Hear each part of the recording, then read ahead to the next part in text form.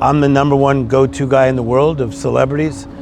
How do you make that happen? Decided to get very skilled at my work, and anywhere from working from little kids in orphanages to people in prisons to Robert Downey Jr. So I don't see anybody as different. I just see them as human beings that need to turn a setback to a comeback.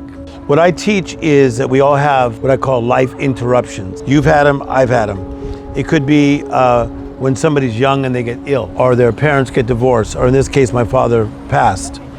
So it's a life interruption. And then when most people have that life interruption or setback, they don't know how to get out of it.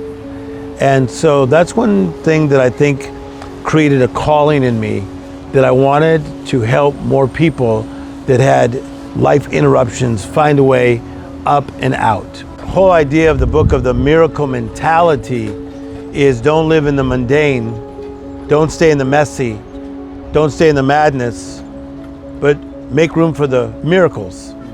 And I think that so many of us, that we get so caught up in the mundane, and then the mundane escalates to the messy, and then it escalates to the madness, which is the chaotic, that man, where's the magical? You know, there's times in life where you just want to shout, where life is at a high volume, and could be the first time somebody falls in love, you just want to shout. It could be you're successful in your job, you just want to shout. But there are times where you're disappointed and things don't work, and then you're disappointed again and disappointed again. And it feels like, watch this play on words, life has knocked the shout out of you. And that shout goes down to a whisper. And if you notice, a lot of people that you grew up with, they don't have a shout anymore. Their shout became a whisper. It's like, hey, how's it going? Well, step by step. How's your marriage going? Okay. How's your job? Okay. And they find themselves in the land of okay, but I believe you can get your shout back. That idea of listening, but also the fact that I learned through my research and study how to turn a setback into a comeback. Like, I'll give you like 3 points. Please. So when somebody has a setback, what happens to them, most times they go very singular. They go really inward. So if they go through a divorce, they go very inward, or they lost their job, they go inward. Anxiety or depression, pandemic, they go very inward. But when you have a setback, the first thing you got to do is you got to become awake. You got to become conscious, and you got to say, oh my gosh, we're in the middle of a pandemic, and we may need to be locked down for a month. A month turned into another month, and then to over a year, right? So number one, become awake. Secondly, you have to take inventory. Take realistic inventory, like in the pandemic. Where am I financially? Where am I with my job? Where am I with my mental health? How is my family doing? How's my country doing? How's this world doing? So number one, you become awake. Secondly, you take inventory. But here's a powerful thing. You have to partner with the right people. I feel that a lot of people, when they have a setback, they don't have the right people to partner with. So that's what I always wanted to become, and that's what I became.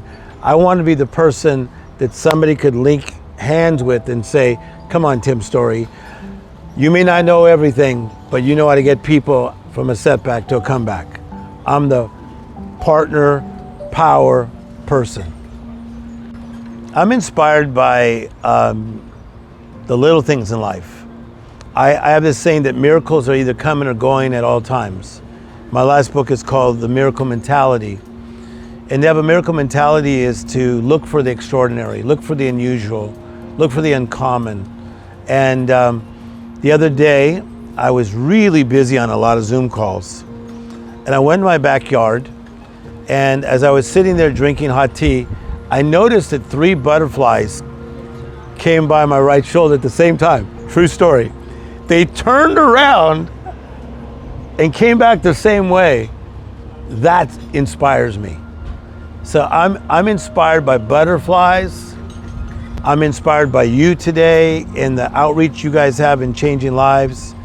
I'm inspired by this beautiful location in Estonia. I'm inspired by great conversations with Quincy Jones. I'm high on life. I really enjoy life. What a privilege to live. First of all, I've learned that not everyone's urgent is my urgent. I got that from Stephen Covey. Because in the early days of life coaching, I used to be on the phone like non-stop, like even late at night, 2, 3, 4 in the morning. I don't do that anymore. Because unless it's a major crisis, someone's been hospitalized or somebody had a relapse in the area of addiction, I make people make appointments, and the biggest stars in the world, they gotta go through my assistance. And I think it's better that way, because I have to protect my own peace. I have to protect my own state of mind, because I like to be in just a very sound mind. I like to be steady in unsteady times. So even though they may have my number, doesn't mean they're urgent is my urgent.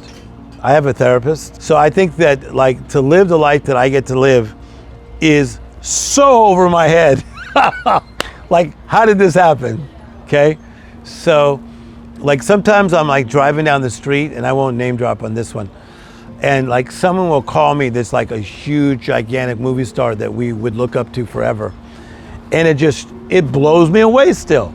So I think that, you know, for many years I'm living this life that is different, better, more magical.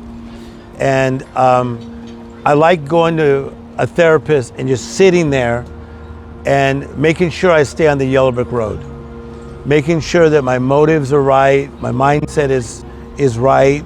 Because in my kind of job, they offer you a lot of money to do different things, like you know, mostly coming from just a lower income family to starting to do real well even in my early 20s. I just wanted to be around practical mindsets that would keep me on the yellow brick road, and so far so good.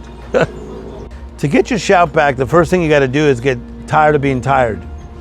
If you're bloated, get tired of being bloated. If you're poor, get tired of being poor. If you're lonely, get tired of being lonely. And you really got to get tired of being tired. And that's how I was being in a lower income family. I didn't like that feeling of like I wanted a certain tennis shoe, but I got the almost version. I wanted the certain type of Levi's, but I got Plevi's, right? So everything was almost. I was tired of being tired, tired of being regular, tired of being this.